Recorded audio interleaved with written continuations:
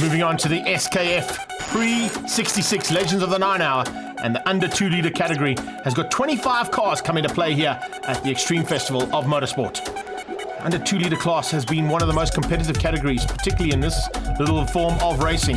And at the front end, you've got a big array of cars, mainly made up of Alphas, but we have 2 very quick Volvos, a BMW 2000 and a Ford Lotus Cortina. And as you can see, that Lotus Cortina leads things out as they head down towards turn 1. Good start here from that Cortina as they go through. Vic Camphor starting to apply the pressure right from the word go, and he puts the 1-2-2 just in front of Roger Houston. Houston under pressure from the Alpha Pack, and that Alpha Pack is pushing him to the limit as they get down towards turn 2. Keep an eye out on O'Sullivan making his way through there in the BMW, but he's got a huge pack of cars to try and get through, and it's not going to be an easy day in the saddle, that is for sure. The rest of the field coming right behind them, that of course is our Legends, and the Legends category also big array of cars in there too. Right now it's Ishmael Beloy and Marco Taylor fighting for honours, but you can see Andre de Kock from the Citizen Motoring up there as well, and just behind looks like Marco Taylor, Stephen Britt's in there too in the MGB. Oh, here comes Poulter applying pressure to Davies. Larry Davies under big pressure as they go through Kenwood. Will that little Volvo squeeze him out? Keep an eye on the background, they've gone side by side again, and now going to go 3 abreast into turn number 8. Davies on the inside. Poulter going to have to be later on the brakes. He's not. Alan Poulter has to give way, and Lawrence Davies just squeezes him through G&H Transport Extreme Supercar Corner. The car 5 of Gerald Camphor out of shape. First time we see him back in racing. He's also coming from an off-road background, and now on the off-road, not where he wants to be in that Alpha GT. Davies now loses ground, and what a move there. Alan Poulter just gets ahead. Now looks to get onto his teammate's tail. Goes side by side with Henny Groenewald, gets ahead of the 202 machine. Henny Groenewald in an Alpha, not normally what we see. His stablemate just up the road there and fighting for second place. Great to see this manoeuvring. Carl Pienaar all over the back of Camphor. Camphor, Pienaar, just behind them comes Poulter. Then you've got Henny Groenewald, then it's Larry Davies.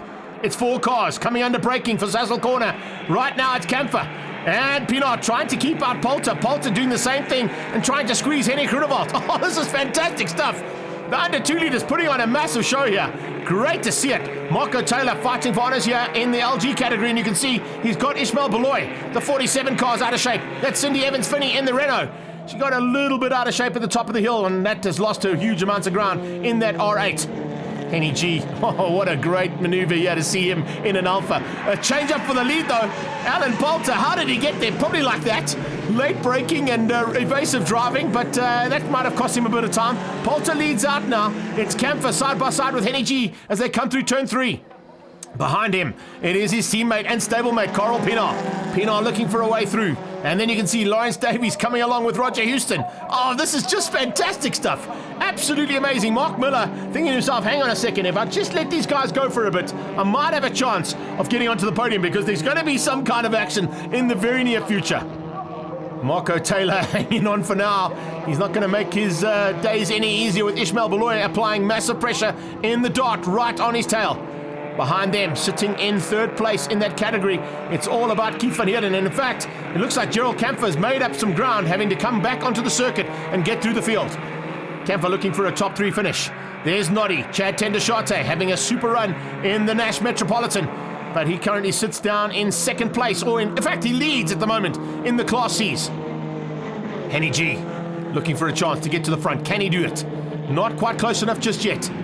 He has got Carl Pienaar and Alan Poulter to catch and pass. And Pienaar in that Cortina, looking for a way through there on the Volvo. Oh, it's close between the two of them. Same thing can be said here for the LG class. Unbelievable stuff coming out of Taylor and Beloy. Beloy goes wide, trying to cut back. Andre de Kock fighting hard now, and you can see all of a sudden he is in the mix there with Keith Van Heerden in the D-Type Jaguar, and that is Camphor. I said Gerald Camphor would make his way back to the field, and he has. He's got right up into a possibility of a top 5, even maybe onto the podium. Camphor running wild, and a little bit different line there coming out of the GT driver, that Alpha GT, just keeping him at bay, and it looks like he might have to find a way through on that D-Type somewhere at the top of the hill. Coming on to Kenwood Corner, Poulter hangs on. He's still got a couple of turns and maybe a couple of efforts to do here to try and keep out the fight between himself and Carl Pienaar. Pienaar hangs on for 2nd place. 3rd place, it's Henny G. And they come down onto the braking markers. Oh, what a move here. Incredible stuff. Alan Poulter going to take the win. 2nd place is going to be Carl Pienaar. And 3rd place, Henny G. G in an Alfa Romeo. Never thought I'd say that, but yes, indeed, he comes through for a podium. Well, we get confirmation of the results. Vic Kempfer actually takes the victory ahead of Jacques Bartman and Francesco Lombardi. And that was all due to the fact that Carl Pienaar, Henny G and Alan Poulter broke out of the allotted time for under 2 litres. Let's catch up with our race winner, Vic Kempfer. What happened is the car that was on pole went to the other side of the track, and so I said, well, if you're not going to take your pole side, I took the pole side, and then managed to take the lead into corner 1. And I built up a slight lead, but then the guys started catching me, they started pulling me in. Our cars are so closely matched. I mean, it's such a tight race. Some of the cars got past me, and I got past some of the other cars, but at the end of the day, I got the win. Thank you very much.